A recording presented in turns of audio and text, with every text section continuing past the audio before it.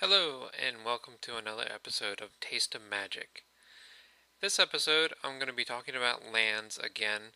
Last episode, I had a top 10 of the most expensive lands ever printed in Magic. Unfortunately, when I was looking up the lands, I only looked at rare lands, making my list inaccurate.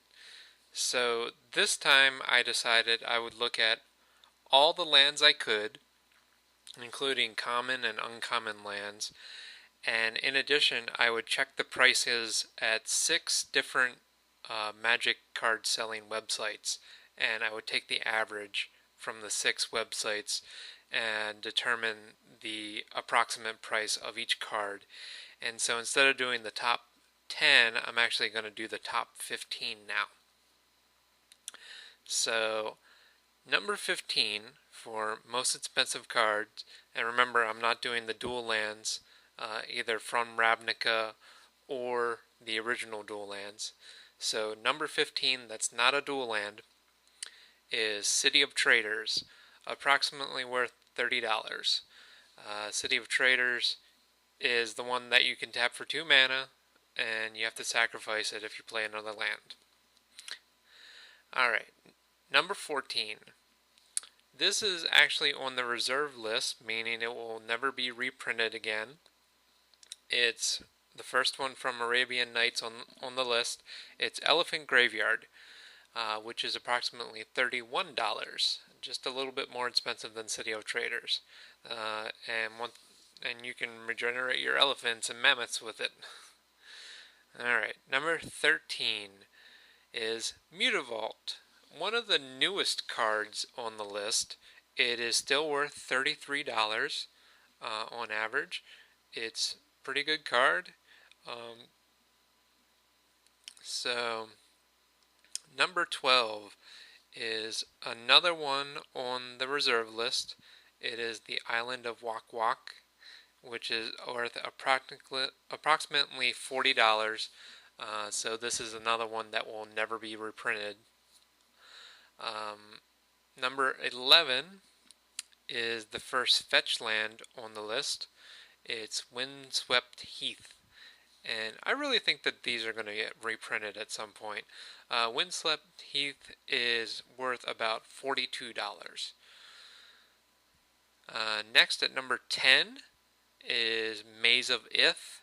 This was not on my list the first time around because it's actually a common, so it wasn't at the cards that I was looking at.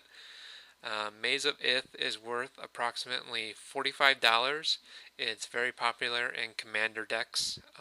Pretty much a lot of people play them in their commander decks. It's a good card to have.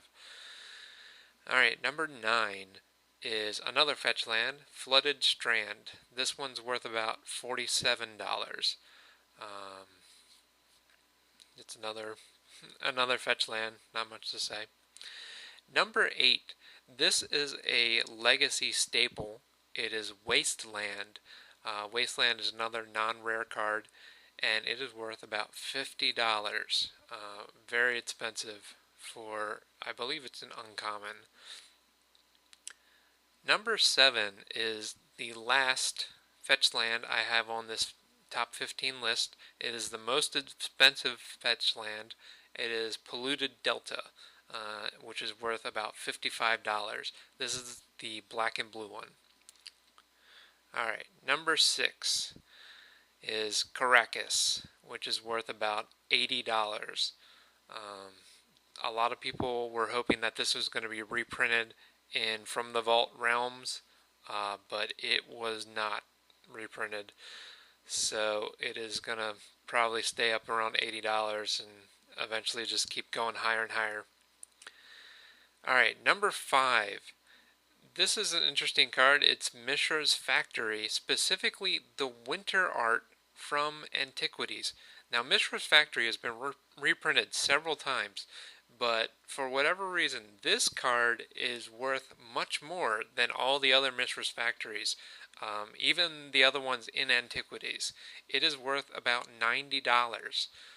Very expensive for a card that's been reprinted so much, but I guess some people really want that original artwork. Alright, from now on, the rest of the cards on the list are all on the reserve list, meaning they will not be reprinted. Alright, number 4 is Diamond Valley. It is worth about $125. This is the one that lets you sack creatures and gain life. Number 3 is Library of Alexandria. This one's worth about $250.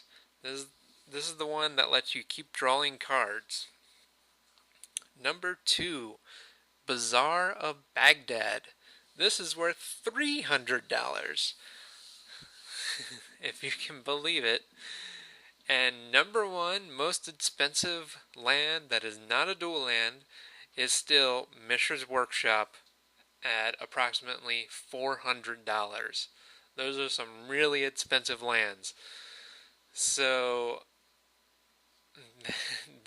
I did a lot more research this time around. I calculated a lot more averages, so hopefully everybody will be happier with these numbers and I did the top 15 just to throw in some extra. After 15, it gets a little confusing because under $30 there are a lot of lands that are worth between $20 and $30. Cavern of Souls is in there, which I had on my first list rather, and Radisson Port also is in the 20 to 30 range, as well as the other two fetch lands, Wooded Foothills and Bloodstained Mire. Bloodstained Mire being the most cheap of the 5 original fetch lands at about just $20 for whatever reason. I don't know if it's the color combination or it had a Judge promo, but I think a couple other ones did too, so I don't know why that one's so cheap. So those are the top 15 most expensive lands that are not dual lands. I will see you next time. I'm also going to do a show where I'm going to talk about the value of the cards from the Vault series, this for the realms. Alright, see you next time.